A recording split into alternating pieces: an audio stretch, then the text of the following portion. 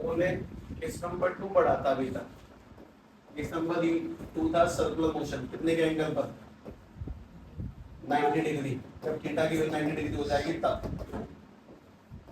अच्छा, इस पूरी कहानी को एकदम तरीके से सेट कर लेते हैं। ध्यान से बात सुनो, एकदम सिस्टमैटिक वे में। अब तक जो पढ़ा है वो तो मतलब तुमने समझा, उसको अरेंज करना बहुत इंपॉर्टेंट है। अपने पास में ये जो क्लॉस है वो किस चीज को रिप्रेजेंट करेगा?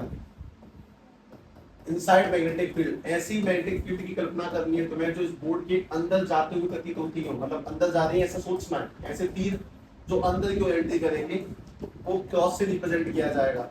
उसके बाद में अगली काम की चीज के अंदर ये वाली कि हमने इसमें किसी चार्ज की एंट्री करवाई है v वेलोसिटी से, तो इसमें मैग्नेटिक फील्ड में चार्ज में कितने का एंगल है? 90 डिग्री का। और अगर 90 डिग्री का एंगल है तो कैसा मोशन क्रिएट करेगा वो? Circular motion. तो बस यहीं से खेल स्टार्ट होता है। सबसे पहली बात तो ये कि अगर एंट्री करेगा तो फोर्स का फॉर्मूला क्या है? Basically Q V B sine theta. और इस बार जो एंगल है वो 90 का, इसीलिए बन जाएगा क्यू वी बी साइन 90। और साइन 90 की वैल्यू 1, यानी फोर्स निकल के आ जाएगी क्यू वी बी। पहली बात तो ये। दूसरी बात, किसी भी चीज के गोल घूमने में कौन सी फोर्स लगती है? Centimetre force. तो सेंटीमीटर फोर्स का फॉर्मूला क्या अपने पास में? mv स्क्वायर अपॉन में r, इसकी रेडियस r। अगर हम इन दोनों फॉर्मूलों को कंबाइन करें तो इससे अपने पास में बात निकल के आएगी फोर्स का फॉर्मूला ये भी है और ये वाला भी है, यानी कि Q V B is equal to में mv स्क्वायर अपॉन में r। एक v से एक v काट दिया, r ऊपर क्यू वी नीचे, तो रेडियस का फॉर्मूला निकल के आएगा mv अपॉन में क्यू वी। और ये बातें तुम्हें बहुत कुछ समझाती भी है अगर तुम थोड़ा दिमाग से देखना स्टार्ट करो तो। अगर वेलोसिटी ज्यादा होगी तो मास ज्यादा होगा तो रेडियस ज्यादा होगी। ये सब तुम्हें समझ में आना चाहिए। सारी कल तक की कहानी, इसीलिए थोड़ा सा तेज है मामला। अगली काम की बात, हम जानते हैं कि सब स्पीड निकालने का फॉर्मूला होता है डिस्टेंस अपॉन में टाइम। तो अगर टाइम निकालेंगे तो कैसे निकल के आएगा? डिस्टेंस अपॉन में स्पीड। और किसी भी गोले के लिए डिस्टेंस कौन होगा? किसी गोले की डिस्टेंस कौन है? उसका पेरीमीटर। और गोले का पेरीमीटर कैसे निकल के आता है? 2 पाई r अपॉन में उसकी स्पीड। खैर, हम लोगों ने जस्ट अभी साइड में देखा कि रेडियस का जो फॉर्मूला है उसको पुट करो, नीचे भी रहने दो, और रेडियस की जगह पे mv अपॉन में qv। इसमें एक चीज घट गई, v से v। और जैसे ही v से v कटेगा हमारे पास टाइम का फॉर्मूला निकल के आएगा 2 पाई m अपॉन में qv। और ये वाला टाइम का फॉर्मूला तुम्हें एक बहुत अच्छा सिंपल सा संकेत देता है। वो संकेत क्या है कि एक गोला पूरा करने में जितना भी टाइम लगेगा वो टाइम एक बात पर डिपेंड नहीं करेगा, स्पीड पर। इस पूरे खेल में कहीं पे भी स्पीड नहीं है, वो टाइम डिपेंड करेगा तो किस किस पर?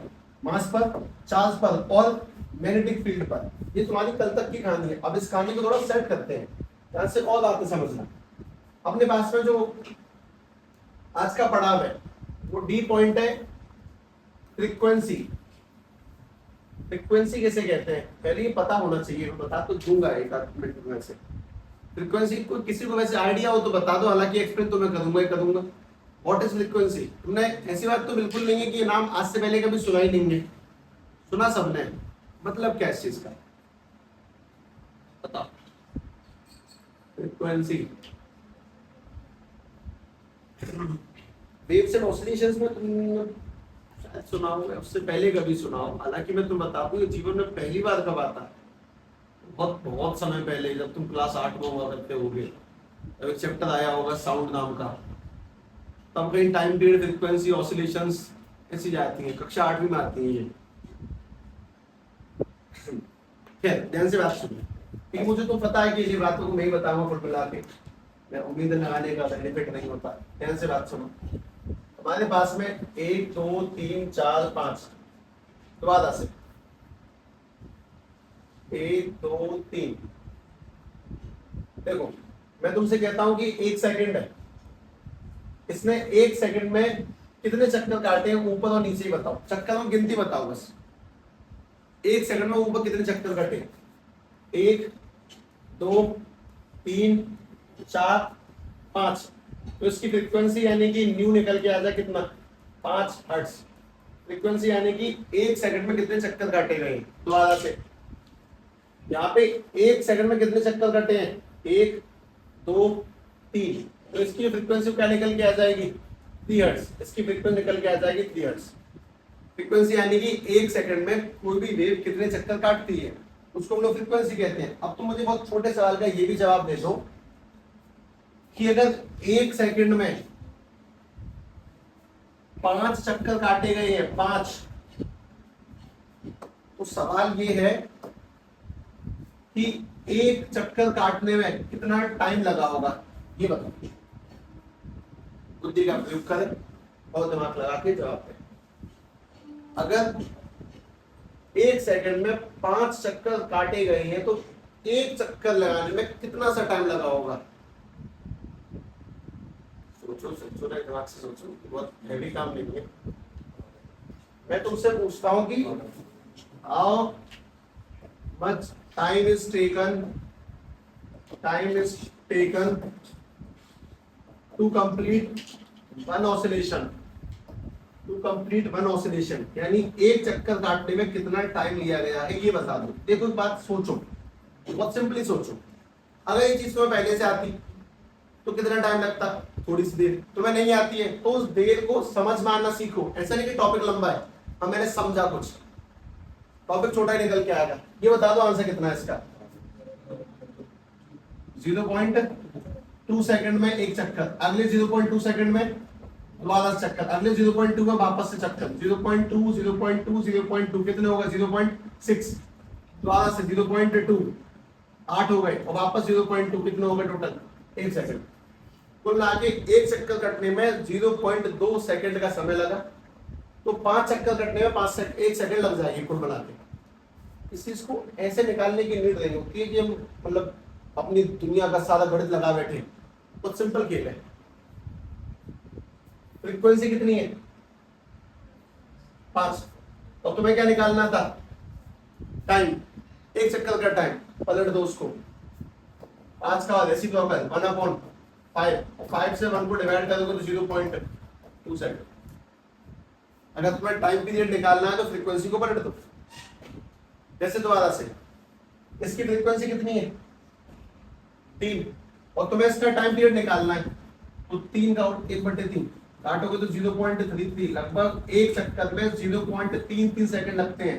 तो एक में 3, 2 में 6, और 3 में 9, लगभग 1 सेकंड लग जाएगी। वापस से हमारे पास में वापस एक चीज निकल के आती है, ध्यान से देखना कि ये कोई वेव है जिसका एक चक्कर होने में टाइम दे रहा हूं मैं तुम्हें 0.01 सेकंड है। इसकी फ्रीक्वेंसी कैसे निकालेंगे?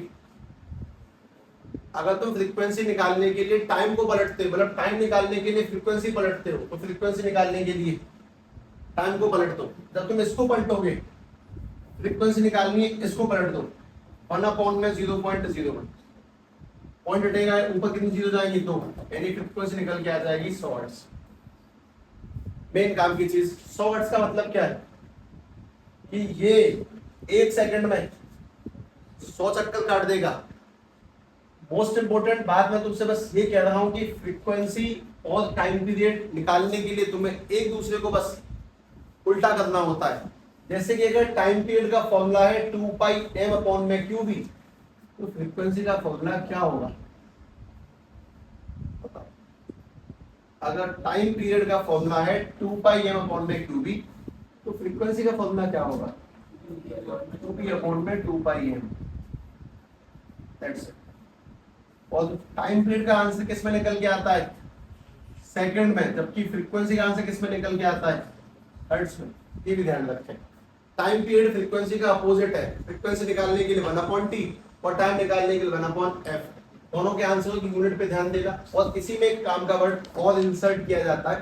चौथा पॉइंट हो गया तुम्हारा फ्रीक्वेंसी, और 5वां पॉइंट है एंगुलर फ्रीक्वेंसी।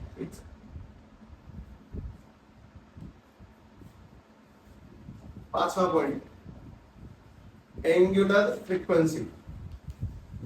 एंगुलर फ्रीक्वेंसी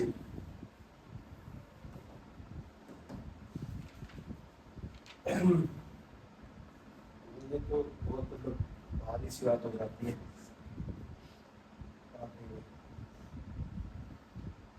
तो कितने एंगल घूम रहा है ये? मतलब एक तो है जाके आना वैसे, लेकिन पंखा कितना घूमता है वो एंगुलर फ्रीक्वेंसी ऐसा कुछ है। एक सेकंड में, मान लो मैंने तुमसे कहा कि एक सेकंड में पंखा 20 चक्कर लगाता है, एक चक्कर यानी कितने पाई,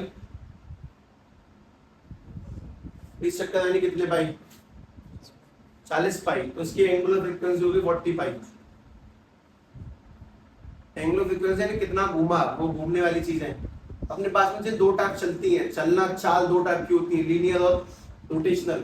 जैसे अगर मैं तुमसे कहता हूँ आदमी 10 घंटे से चल रहा है, उसने कितना डिस्टेंस कवर कर लिया जी, 15 किलोमीटर। पंखा 10 घंटे चल रहा है, इसने कितना डिस्टेंस कवर कर लिया, डिस्टेंस कवर नहीं करेगा।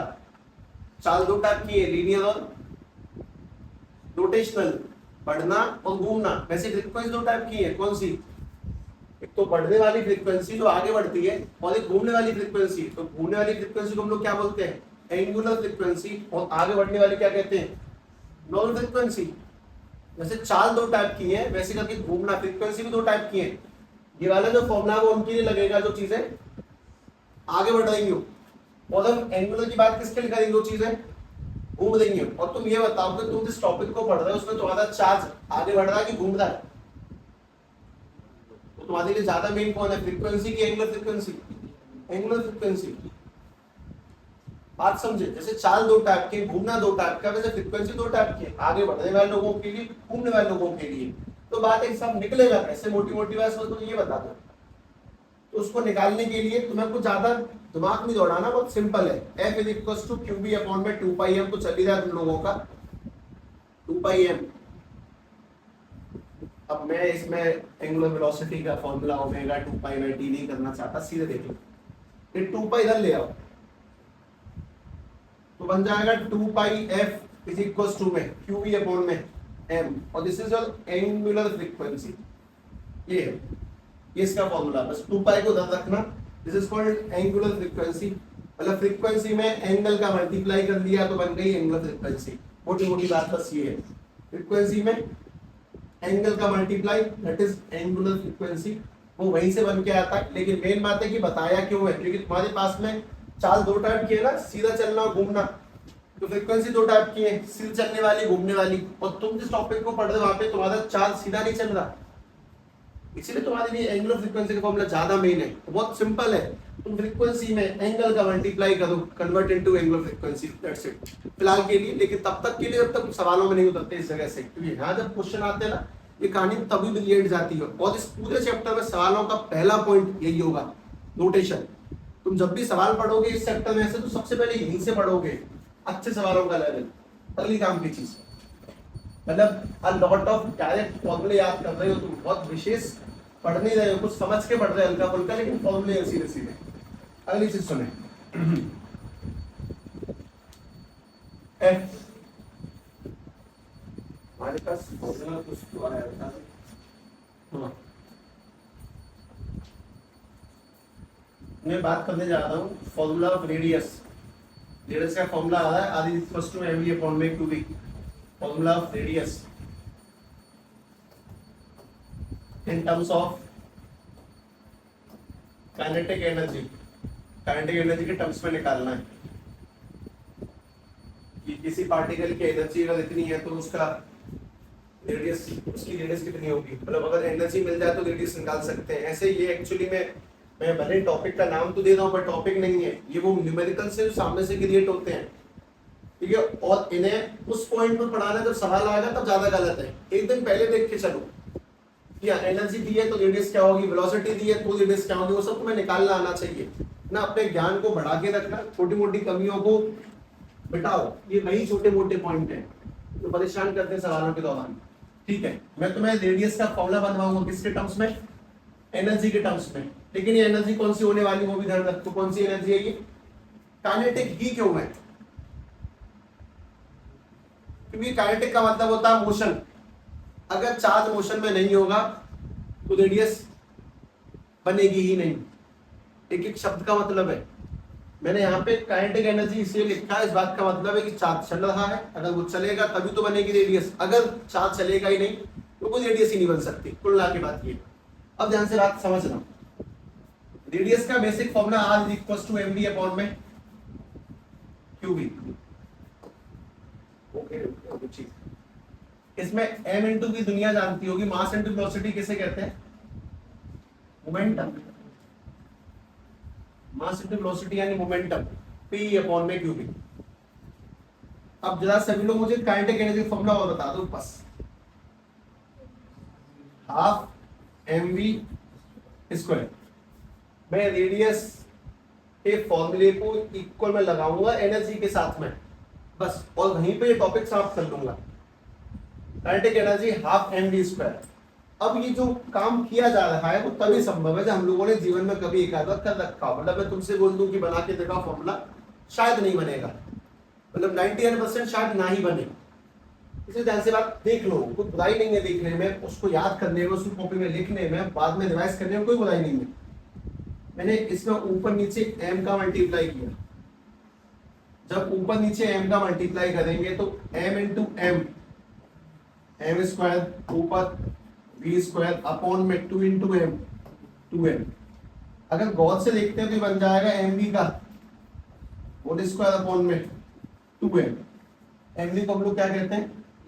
p स्क्वायर यानी कि मोमेंटम, यानी k इज इक्वल टू है mv की जगह पर p स्क्वायर अपॉन में 2m। मैंने यहां से 2m को उधर भेजा तो p स्क्वायर इक्वल टू में 2mk, p स्क्वायर यानी कि 2mk। और जब स्क्वायर हटेगा तो इसके ऊपर क्या लगेगा? रूट, यानी अंडर रूट में 2mk। इसमें एक सेकंड, m क्या चीज है, k क्या चीज है? Kinetic energy. और ये p का फॉर्मूला क्रिएट हुआ। अगर तुम लोगों ने रेडियस में p की जगह पर रख दिया अंडर रूट में 2mk अपॉन में qb, तो ये किसका फॉर्मूला बनेगा? Radius with energy. वो भी कौन सी एनर्जी चाहिए? हमेशा काइनेटिक एनर्जी। तो ये भी लिखें, एक रेडियस का formula r equals to mv upon में qb। जो स्टेप नंबर कहां पे आया? b पर। उसके बाद में टाइम निकाला, फ्रीक्वेंसी निकाली, उसके बाद में एंगुलर फ्रीक्वेंसी निकाली है, एक और निकाला जहां पे रेडियस का फॉर्मूला है अंडर रूट 2mk अपॉन में qb नाम का। उसमें एनर्जी वाला रिलेशन। अगर कोई तुम्हें एनर्जी देके रेडियस पूछेगा तुम ये वाला यूज करोगे, अगर वेलोसिटी देके पूछेगा तुम ये वाला इस्तेमाल करोगे, और अगर कोई तुम्हें पोटेंशियल देके रेडियस पूछेगा तुम अगला इस्तेमाल करोगे। और उसी के साथ में ये कहानी खत्म होगी जी पर आकर, A B C D E F G. ये बस ड्राइव किया है नीचे मैंने, वो बस हाथों की सफाई है, कुछ खास नहीं, एक दो बार करने से आ जाती है, कुछ विशेष नहीं है। मोस्ट इंपोर्टेंट रेडियस के 3 फॉर्मूले तुम्हारे सामने आएंगे, मैं एट द एंड बांध दूंगा ये सारी चीजें, बहुत कुछ बिखर जाता है।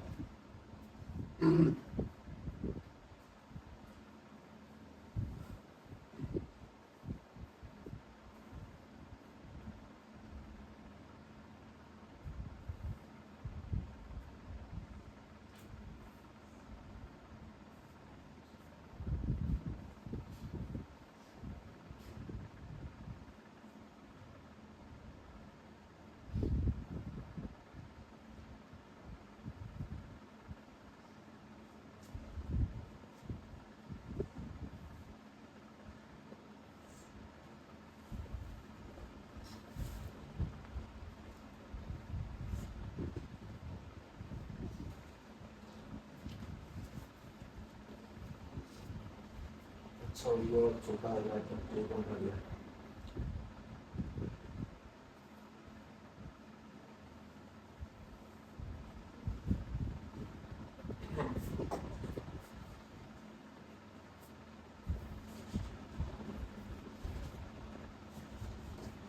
अगला फॉर्मूला ऑफ रेडियस दोबारा से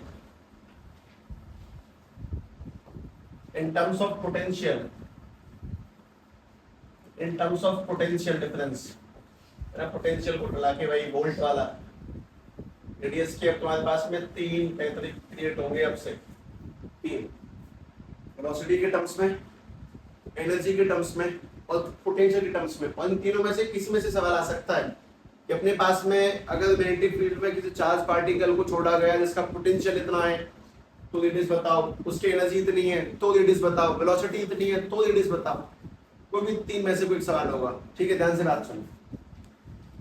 बहुत आसान है। सभी लोग मुझे पोटेंशियल का फॉर्मूला बताएंगे, V equals to basic formula क्या था पोटेंशियल, पहली डेफिनेशन क्या थी पोटेंशियल की, V equals to potential is what, बताओ। तो तुमसे क्यों क्या चैप्टर रिवाइज करने के लिए लगातार, अभी भी करो, अभी लेट नहीं हो। लेट तब हो जाओगे जब मैं चैप्टर नंबर 6 पर या 7 पर होऊंगा, तब बैकअप नहीं मिलेगा तुम वापस लौटने के, अभी भी टाइम है। बताओ, सबसे पहला फॉर्मूला है वर्क अपॉन में charge. The work done in bringing a charge from one point to another point is called potential difference, and from infinity to a point is called potential only। अगर इसको उधर में से multiply में तो बन जाएगा QV इक्वल्स टू में वर्क, वर्क की यूनिट क्या होती है, जूल, मतलब काइनेटिक एनर्जी यूनिट क्या होती है, जूल। तो मतलब कि कुल मिला के वर्क ही एनर्जी है, यानी कि काइनेटिक एनर्जी को ही वर्क कह सकते हैं। काइनेटिक एनर्जी वर्क एक ही बात है, इसमें v माने वेलोसिटी नहीं है, ये v वेलोसिटी नहीं है, पोटेंशियल है। अच्छा, अब मतलब काइनेटिक एनर्जी को qv कह सकते हैं, हाँ जी, बस उसी को पुट कर लो। r इक्वल्स टू में अंडर रूट 2m k की जगह पे qv अपॉन में qv। अब ध्यान से सोच कर बताओ, इसमें m क्या चीज है, मास, q है चार्ज और v है पोटेंशियल, q है चार्ज और v है मैग्नेटिक फील्ड। यहाँ बताओ ना, r equals to mv upon में qv, इसमें v क्या चीज है, वेलोसिटी। अब दोनों दिखते लेटर v से ही है, लेकिन दोनों सेम नहीं है, एक v वेलोसिटी है पहले वाले में और एक v माने पोटेंशियल है। अब कुल मिला के तुम्हारे पास में रेडियस के 3 फॉर्मूले क्रिएट होते हैं, तीनों को सीक्वेंस में देखें। सबसे पहला रेडियस का फॉर्मूला है r equals to mv upon में qv, और दूसरा फॉर्मूला है अंडर रूट में 2mk अपॉन में qv, और उसके बाद में अगला फॉर्मूला है अंडर रूट में 2m अपॉन में qv, हाँ। और इन सब में डिफरेंसेस हैं, नीचे तो सबका qv सेम है, लेकिन ऊपर अंतर है। ऊपर सब में एक कांस्टेंट है m। यहाँ पे जो v है वेलोसिटी, यहाँ का जो k है वो एनर्जी, और यहाँ का जो qv है वो पोटेंशियल और चार्ज है। इसको भी थोड़ा सा मॉडिफाई कर लिया जाता है लोगों के द्वारा, पर तुम्हें करने की नीड नहीं है, तुम इतने बेटर का मतलब इसमें अंडर रूट पूरे में लगा के qv इसका बना देते हैं। छोड़ो, इस चीज को ध्यान रखें। पहली बात तो रेडियस का फॉर्मूला, दूसरी बात टाइम का फॉर्मूला क्या निकल के आया था अपने पास में 2 पाई m अपॉन में qb, और अगर फ्रीक्वेंसी निकालनी है तो इसको पलट देंगे, यानी qb अपॉन में 2 पाई m, और अगर इसी में एंगुलर निकालनी है तो 2 पाई को उधर भेज देंगे, तो 2 pi f is equal to qb upon में m। बस ये है, तो तुमने यहाँ से लेके यहाँ तक पढ़े हैं, उनको मैंने एक बार में लिखा, 3 ऊपर और 3 नीचे, टोटल कहानी 6, और 6 ही पॉइंट है A B C D E F G, 7 हो गए। देख ले पूरा सेट, एक बार नीचे भी लिख देना है इकट्ठा 100 में। You need a elephant brain, not a human brain।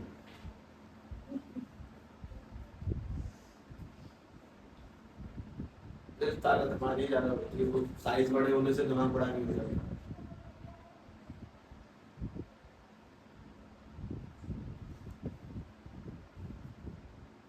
ये तीनों रेडियस निकालने के लिए इस्तेमाल होंगे, और न्यूमेरिक टेस्ट में सारी बातों को सिखाएंगे, वही सिखाते हैं चैप्टर। अच्छा, ये तो कंसेप्ट वाली बात है कि अगर थीटा 0 होगा तो स्ट्रेट मोशन है, थीटा अगर 90 होगा तो सर्कुलर मोशन है, और अगर मोशन सर्कुलर है तो इतना बड़ा गोला है कि तुम बस कवर करते रह गए।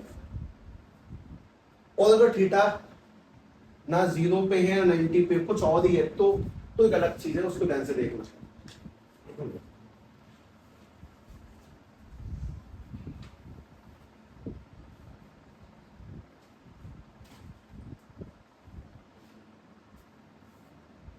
थीटा ना 0 ना 90, तो मोशन अलग है, तो अच्छा मोशन है, बेहतरीन मोशन है।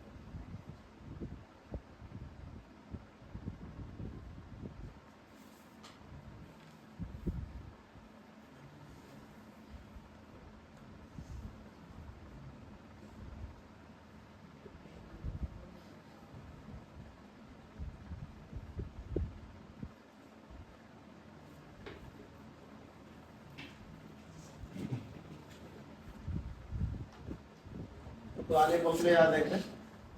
थर्ड सेकंड लॉ क्या, नोट अपॉन में 4 पाई आइडियल sin थीटा अपॉन में आर स्क्वायर। उसके बाद में फाइनाइट वैल्यू का क्या है, म्यू अपॉन में 4 by I by A sin theta 1 plus sin theta 2। Infinite का क्या है, म्यू अपॉन में 4 by 2 I by A. Semi infinite का mu upon 4 by I by A. दिन का formula mu upon 4 by I 2 pi R square upon में R square plus S square की power 3/2। MP circuit law काफी आसान है, b dot dl is equal to mu naught I inside, जबकि solenoid का b equal to mu naught ni। उसका radius का formula r equal to mv upon में qb under root 2mk upon में qb under root में 2m qb upon में qb। Time period का 2 pi upon 2 pi m upon में qb, frequency का qb upon में 2 पाई m, एंगुलर फ्रीक्वेंसी का 2 pi f is equal to m/qb। इसे याद हो, एक शुरू में याद हो, मतलब सोचना ना पड़े। बात ये है, वो थोड़ा सा एक्सीलेंस लाओ अपने अंदर। तुम्हें क्या लगता है सवाल ऐसे ही हो जाते हैं, थोड़ा सा मतलब चाहिए परफेक्शन, वो प्रैक्टिस से आता है, कोई तरीका नहीं। चलो आया तो तुम्हें जानबूझ के सुना रहा था, क्या तुम्हें लगे कि याद तो हो सकते हैं, ऐसा कोई अविश्वसनीय कार्य तो नहीं है, हो सकते हैं यार। हाँ भाई, थर्ड केस क्या था, थर्ड केस देख कर बताओ मुझे। पहला हो गया लीनियर मैप में लिख कर आऊँ, सी छोटा जो मैप लिखता हूँ उसमें से लीनियर, सर्कुलर और एक और है हेलिकल, है ना। ध्यान से बात सुन। At any angle, at any angle मतलब सबसे पहले हमने कितने पर भेजा, 0 पर, तो सीधा गया। 90 भेजा तो गोल घूम गया। और अगर किसी और एंगल पे भेजेंगे, किसी और एंगल पे किसी चार्ज पार्टिकल को किसी मैग्नेटिक फील्ड में भेजा गया, तो क्या होना है उसको समझने के लिए सबसे पहले सभी लोग ना ये 5/4 की मैग्नेटिक फील्ड बना लो। 5 क्रॉस ऐसे और 4 लाइनों में बनाओ पहले।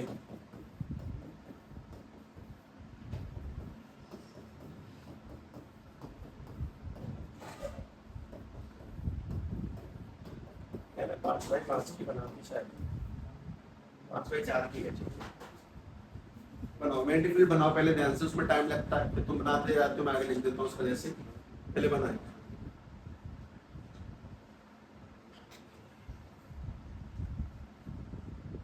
और ये तो यादों का सिलसिला अभी प्रारंभ हुआ है, इसके अभ्यास बनाए, क्योंकि ऑर्गेनिक केमिस्ट्री तो 100% याद करने की है, तो समझने का उसमें जो भी है निकाद है 19-20।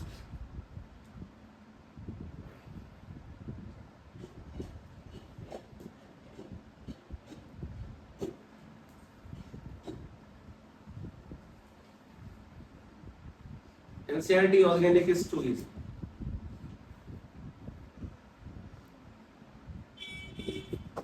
देखें भाई ध्यान से, नेगेटिव फील्ड इधर जा रही है। अब चक्कर है कि मैं तुम्हें इसमें कैसे दिखाऊं कि मतलब बता देता हूँ। नेगेटिव फील्ड जा रही है अंदर की ओर, अगर मैंने सीधा चार्ज फेंका, एंगल कितने का, मैंने टेढ़ा फेंका, मैंने ऐसे फेंका चार्ज, सीधा नहीं। मतलब अगर मैं चार्ज को सीधा फेंकता हूँ तो एंगल 90 का, मैं कह रहा हूँ टेढ़ा फेंकता हूँ इस तरह से, तो एंगल 90 नहीं है। अगर इसी के साथ फेंक दूंगा तो कैसा हो जाएगा, एंगल 0, कोई फोर्स नहीं है, सीधा जाएगा। अगर 90 फेंका तो 90 का एंगल है, कैसा मोशन होगा, गोल। अगर ना 90 पे है ना 0 पे है, मैंने बीच में ऐसे टेढ़ा फेंक दिया, तो this angle is called theta. क्या समझना पड़ेगा तुम्हें, ये मैग्नेटिक फील्ड है और मैंने उसको ऐसे मतलब ऐसे फेंका तो कितने का एंगल है, 90। कैसा मोशन होगा, सर्कुलर। अगर ऐसे फेंक दिया तो कैसा एंगल है, 0। कैसा मोशन होगा, लीनियर। मैं ना 0 पे फेंकता हूँ ना 90 फेंकता हूँ, मैंने उसको इस एंगल फेंका थीटा पे, इस पर। तो हम उसको स्टडी करेंगे, लेकिन करने से पहले मैग्नेटिक फील्ड के और चार्ज के बीच का ये जो एंगल है, वो एंगल क्या माना जाएगा, थीटा। थीटा के पास वाला कंपोनेंट cos थीटा, और थीटा से दूर वाला कंपोनेंट sin थीटा। अच्छा, sin थीटा इस मैग्नेटिक फील्ड के परपेंडिकुलर है और cos थीटा मैग्नेटिक फील्ड के साथ है। मतलब ये एंगल थीटा है, तो थीटा के पास वाला कंपोनेंट cos थीटा और थीटा से दूर वाला कंपोनेंट sin थीटा। इस चीज को तुम बनी बोर्ड पे देख लेना अभी ध्यान से। हमारे पास में ये नहीं मैग्नेटिक फील्ड, और मैंने इसमें किसी चार्ज पार्टिकल को ना तो 90 फेंका ना सीधे फेंका, मैंने चार्ज पार्टिकल किसी और एंगल पे फेंक दिया।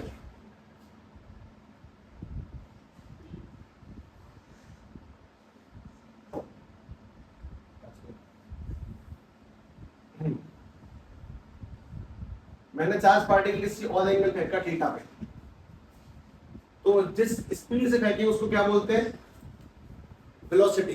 तो बस कंपोनेंट तोड़ के बता रहे हैं, थीटा के पास वाला कंपोनेंट ये वाला कंपोनेंट v cos थीटा, और दूर वाला कंपोनेंट ये वाला v sin थीटा, ये दो कंपोनेंट होगा। तो बात बताओ, v sin थीटा इस मैग्नेटिक फील्ड के परपेंडिकुलर है और v cos थीटा इस मैग्नेटिक फील्ड के साथ है। सेम ये कहानी यहां पर होगी, मैंने चार्ज पार्टिकल को किसी एंगल पे फेंक दिया, किसी थीटा एंगल फेंक दिया, तो एक कंपोनेंट तो होगा उसका नाम क्या होगा, v sin थीटा, और एक कंपोनेंट होगा उसका नाम क्या होगा, v cos थीटा। तुम एक बात इतनी सी बस ये समझाओ कि परपेंडिकुलर कौन है, परपेंडिकुलर कौन सा कंपोनेंट है, इस मैग्नेटिक फील्ड के परपेंडिकुलर कौन है, v sin थीटा। तो v sin थीटा परपेंडिकुलर है मैग्नेटिक फील्ड के, मैग्नेटिक फील्ड के परपेंडिकुलर है। अच्छा ये हिंदी में लिखना चाहिए था, v sin theta magnetic field के परपेंडिकुलर है, जबकि v cos theta magnetic field के पैरेलल है, ये वाला मैग्नेटिक फील्ड के पैरेलल है। इस चीज को ध्यान रखें, परपेंडिकुलर कौन सा कंपोनेंट है, sin थीटा, और पैरेलल कौन सा कंपोनेंट है, cos थीटा। ये कहानी अगर तुम्हें ज्यादा चुभे तो मैं इस पूरे खेल को बैठा के एक नए सिरे से स्टार्ट कर सकता हूँ, ध्यान से मुझे देखो।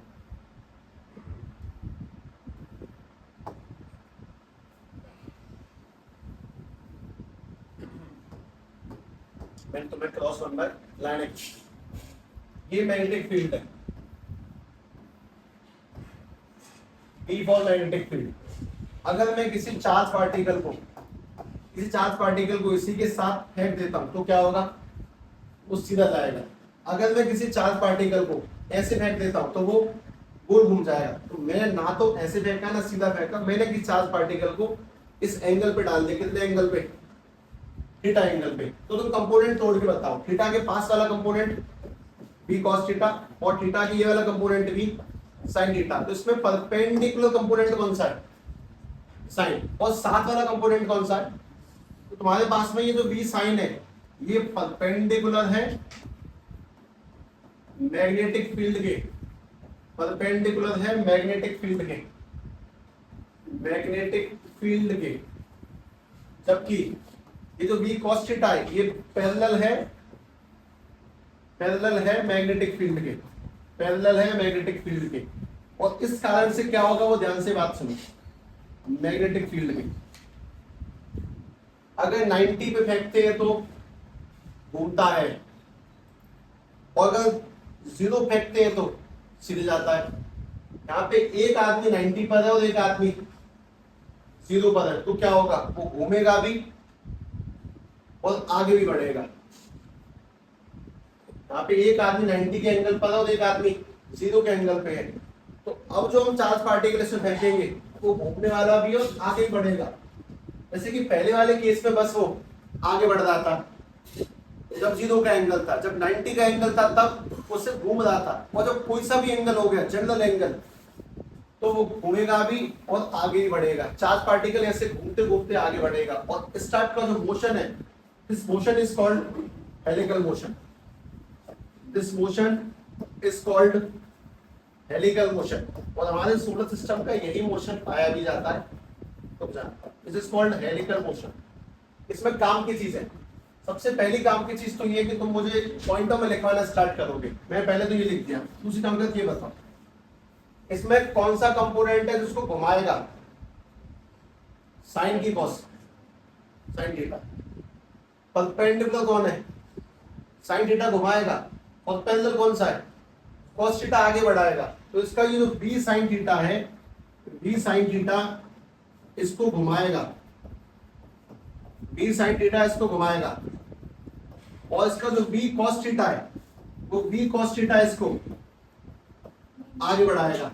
और जब दोनों लोग मिल जाएंगे, मतलब घुमाने वाला और आगे बढ़ाने वाला, तो उससे वो आगे बढ़ते हुए घूमेगा।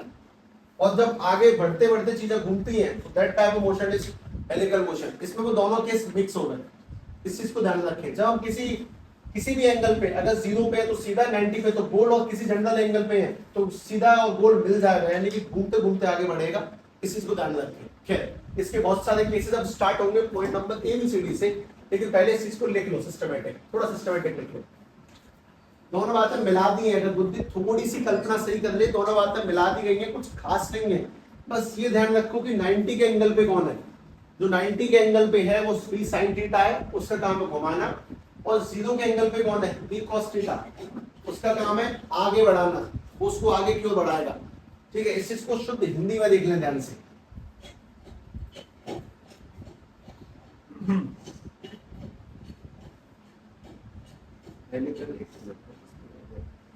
पहले से काम नहीं करेंगे।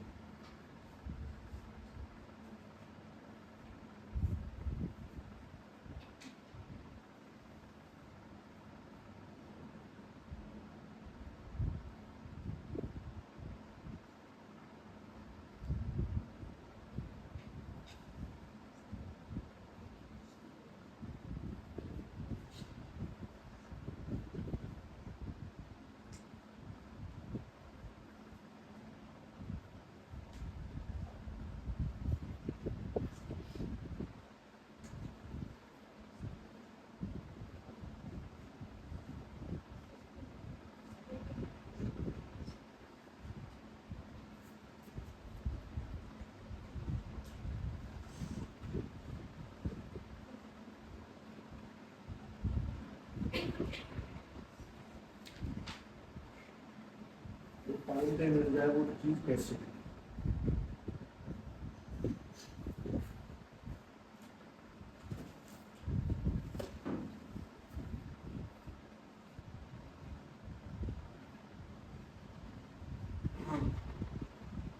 घुमाने वाला कंपोनेंट कौन सा। अच्छा दूसरी बात सुने, रेडियस का फॉर्मूला क्या होता है, पहला वाला फॉर्मूला mv/qv, उसमें v क्या चीज है, वेलोसिटी। इसमें रेडियस बनाने वाला फैक्टर कौन है, साइन या कॉस,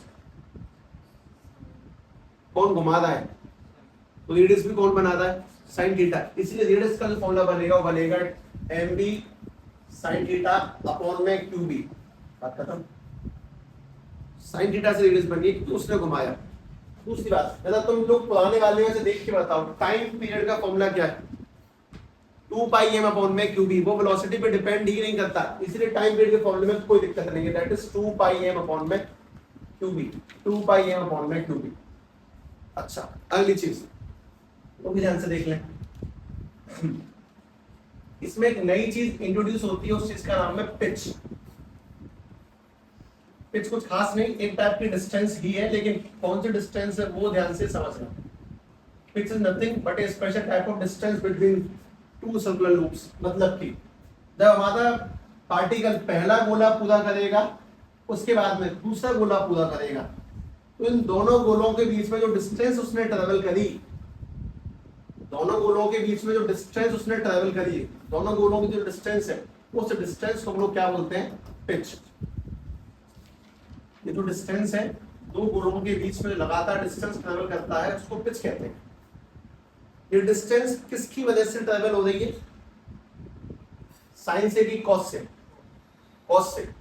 वो घूम रहा है साइन से, डिस्टेंस कवर कर रहा है कॉस से। तो मैं तुमसे बहुत सिंपल फॉर्मूला पूछता हूं, जरा बताना डिस्टेंस का फॉर्मूला क्या होता है, डिस्टेंस निकालने का। स्पीड का क्या होता है, डिस्टेंस अपॉन टाइम। डिस्टेंस का क्या होगा, स्पीड मल्टीप्लाई टाइम ना, स्पीड इनटू टाइम कर लो। अच्छा बताओ जरा, इस बार तुम स्पीड कौन सी लोगे, इसको डिस्टेंस दे कौन रहा है, v cos थीटा। और टाइम पीरियड, टाइम तो फिक्स है साहब, टाइम का तो कोई लफड़ा ही नहीं है, टाइम है 2 पाई m अपॉन में qb। तो अपने पास में इन दोनों गोलों के बीच की डिस्टेंस निकल के आ जाएगी 2 pi m v cos theta और अपॉन में qb। लिख ले ध्यान से। मोस्ट इंपोर्टेंट कि हाँ साहब, टाइम पीरियड वेलोसिटी पे डिपेंड नहीं करता, दोनों फॉर्मूले सेम है। रेडियस बनाने के लिए घुमाने वाले आदमी को उठाएंगे तो v sin थीटा, और आगे बढ़ाने के लिए v cos थीटा, तो दोनों के बीच का डिस्टेंस भी निकल के आ गया। और ये मोशन हमारे सोलर सिस्टम में पाया जाता है, हमारा सन कॉन्स्टेंटली आगे बढ़ रहा है और उसके चारों प्लेनेट घूम रहे हैं। मैंने इस चीज को 3D में देखा है, तुमने अगर देखा नहीं है तो तुम्हें मैं दिखा दूंगा, ठीक है, शायद अभी तो नहीं पर मैं तुम्हें भेजूंगा पक्का। तो तुम उसे देखोगे तो तुम्हारी कल्पना थोड़ी और अच्छी हो जाएगी। इस चीज को पहले ध्यान से समझ ले। घुमाने वाला कंपोनेंट टाइम पीरियड सेम है और दो पॉइंटों के बीच की डिस्टेंस इज कॉल्ड पिच, उसमें तो कोई डिफरेंस पड़ता ही नहीं है, वो तो है आसान।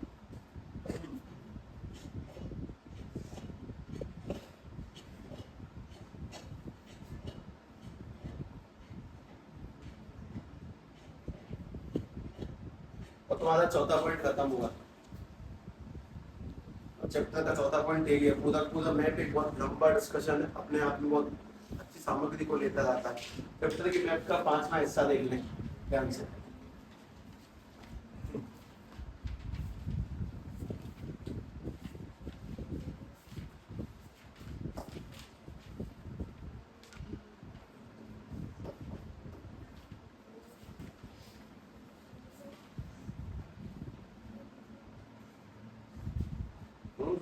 क्या है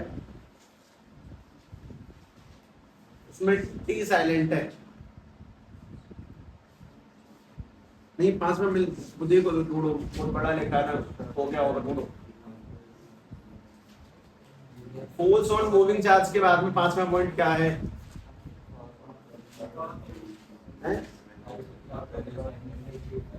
हाँ तो ये खत्म हुआ, इसी में मिक्स होकर 6वां क्या है?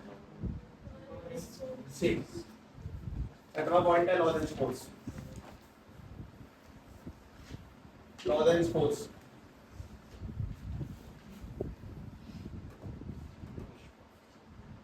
उसमें कुछ केसेस लिखवाए हैं क्या उसमें? इन्हें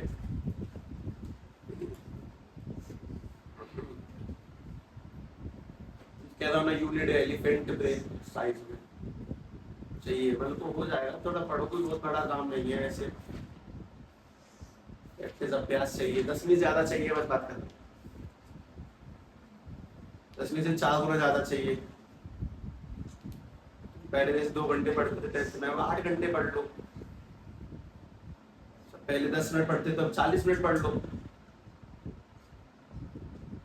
4 गुना पढ़ो। जो वाले 10 मिनट में पढ़ के परसेंटेज ला सकता है वो 40 मिनट में तो मतलब घंटे काट देगा ना फिर।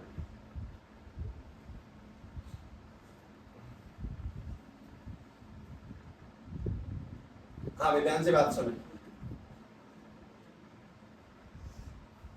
चैप्टर की सबसे पहली घटना देखें जरा जाके, जहाँ पे चैप्टर का नाम लिखा है, एक बार जाओ देखो, उसमें तुम्हारा पिछला पॉइंट या दूसरा पॉइंट क्या लिखा है वो चेक कर, पिछला देखो, मतलब पहला दूसरी से 3 होते, सबसे पहला पॉइंट चैप्टर स्टार्ट किया है। इससे ना तुम्हें 10 से 20 सेकंड का समय मिल जाता है सांस लेने का, और फिर तुम कुछ अच्छा जोड़ भी पाते हो।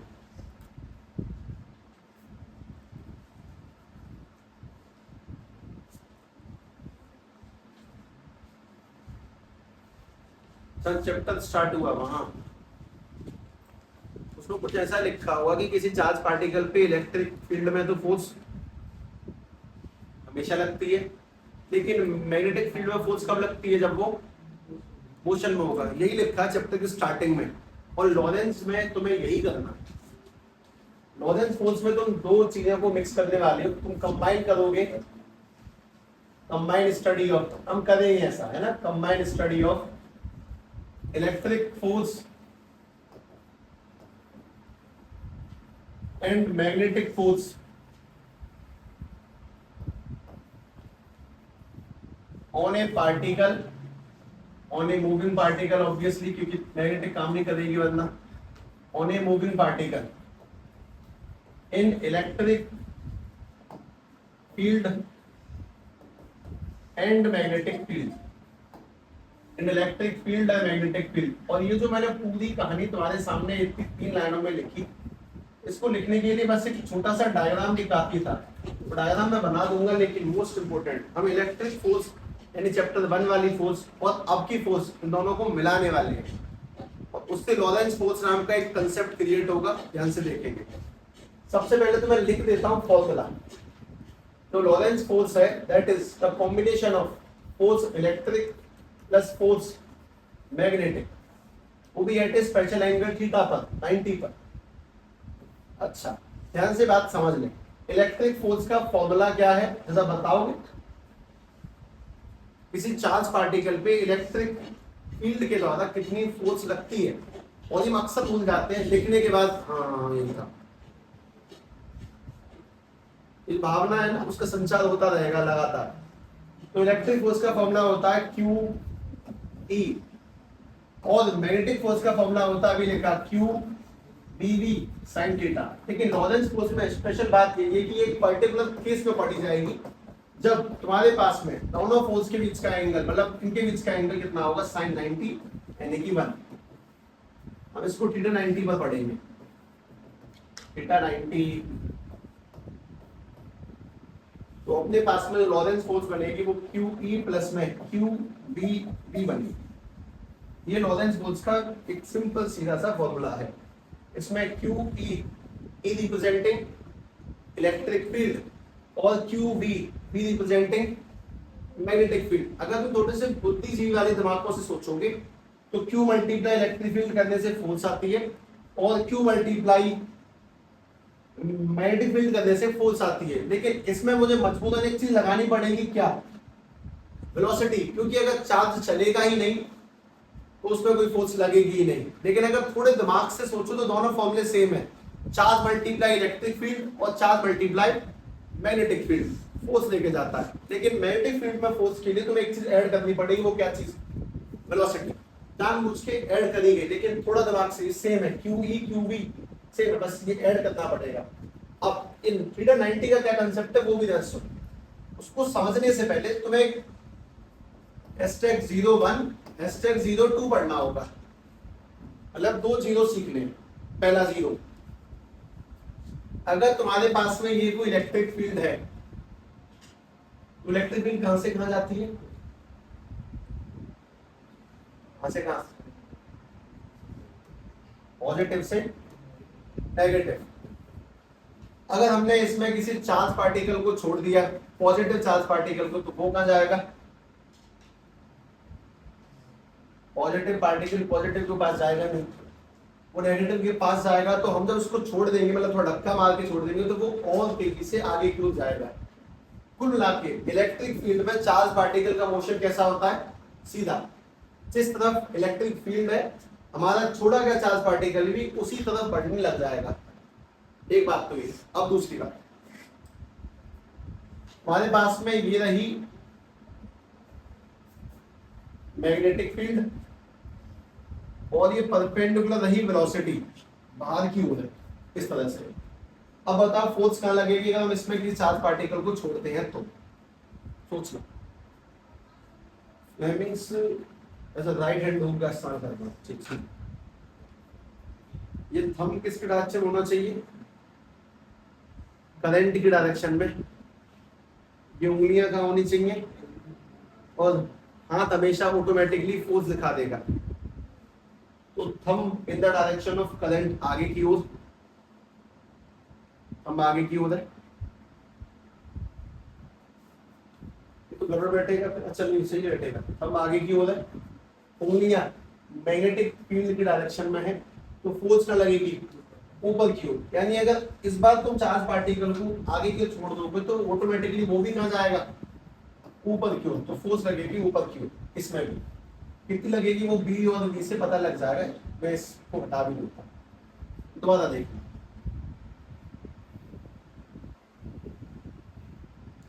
मैंने मैग्नेटिक फील्ड यहां दी है और चार्ज पार्टिकल आगे की ओर भेजा।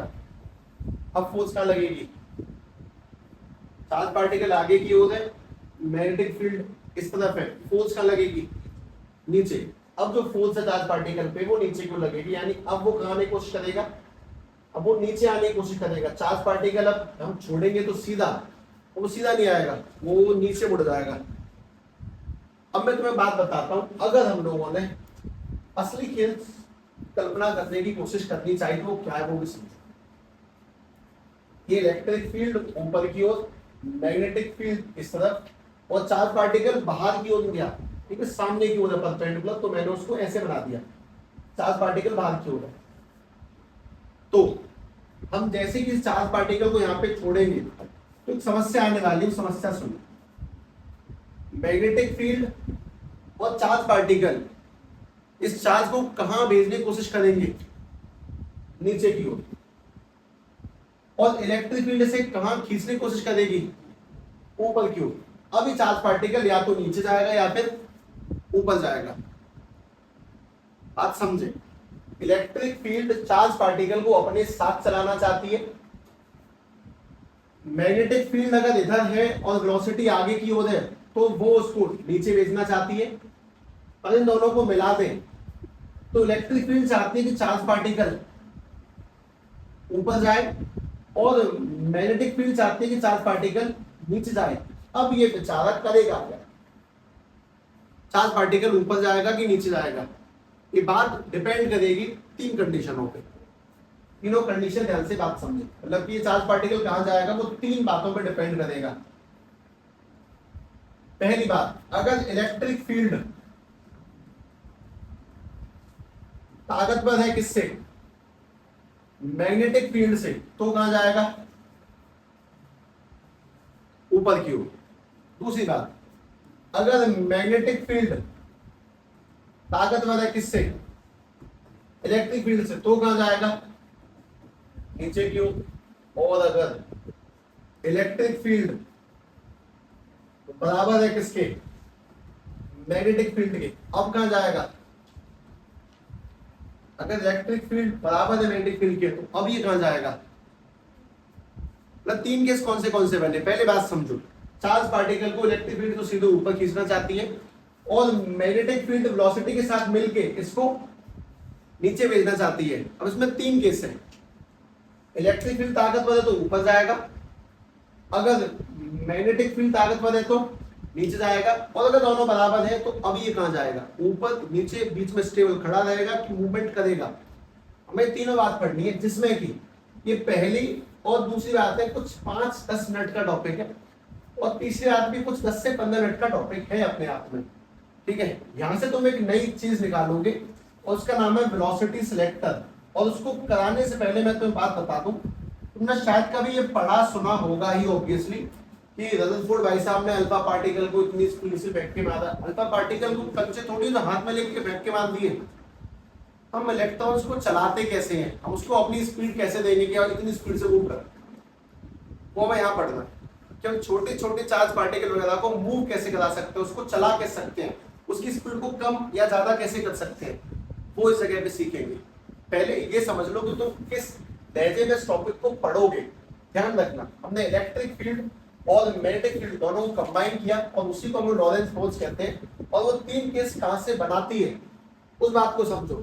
टॉपिक की उत्पत्ति कहां से हो रही है, टॉपिक क्या है वो तो बात की बात है, टॉपिक को क्रिएट करना सीखो पहले।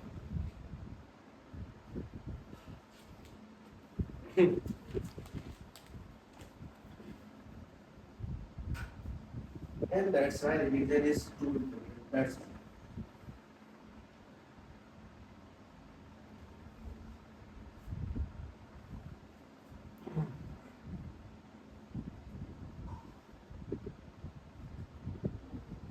अब लगता होगा कि हर अगला चैप्टर पुराने से कठिन ही क्यों, ये तो उससे भी तगड़ा किसी डाले से सही लगता है, चलो सही समझ रहे हो।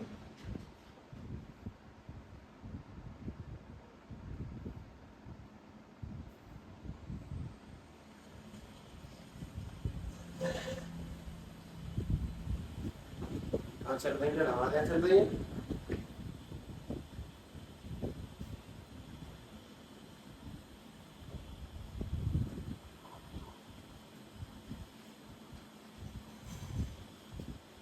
लिख लिए सब लोगों ने, ये तो पढ़ना है, इन तीन केसों में पढ़ना है। ये बहुत छोटी छोटी बातें हैं, कहने को बहुत बड़ी दिख रही होंगी तुम्हें क्योंकि मैंने सिस्टमेटिक वे में उतार दी है, पर तुम बस ये सोचना कि तुम्हें यहाँ क्या बताया गया, यहाँ क्या मिलाया गया और वहाँ क्या बताने की कोशिश की जाएगी, वो बहुत इंपॉर्टेंट है। इसके आगे हम लोग कल करोगे, ठीक, ये खत्म ही कल करेंगे, मैं अभी शुरू हो जा रहा कल, ठीक है।